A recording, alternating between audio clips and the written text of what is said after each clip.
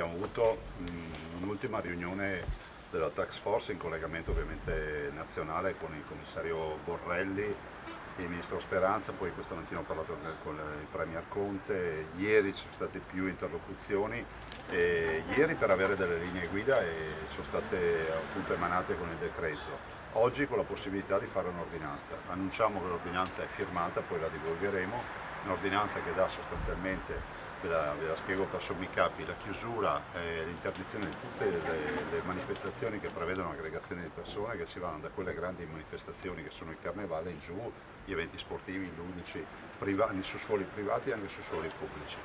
Tutte le forme di aggregazione, e l'ordinanza prevede anche disinfezione dei treni regionali e non, e quindi anche qui parleremo con Trenitalia, ne abbiamo parlato questa mattina. È un'ordinanza che a 360 gradi ovviamente porta anche alla chiusura di tutte le scuole di ogni ordine e grado fino al 1° di maggio compreso, il 1° di marzo compreso.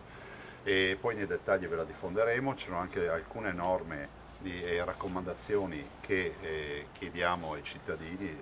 comportamentali, quelli di lavarsi spesso le mani, il tema di avere rapporti con le persone a distanza diciamo non ravvicinata, il che vuol dire il tema dei colloqui, da non farsi naso con naso per capirci, evitare appunto ogni forma di contatto, il che non vuol dire allarmismo, vuol dire avere delle buone pratiche. Chiediamo la comprensione e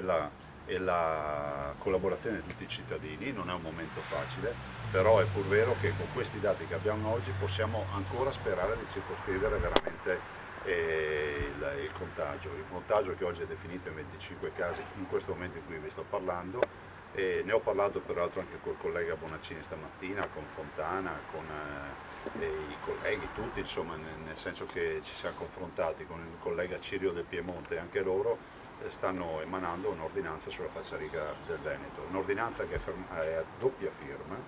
del ministro Speranza, col quale ci siamo confrontati moltissimo in queste ore, e ovviamente la mia.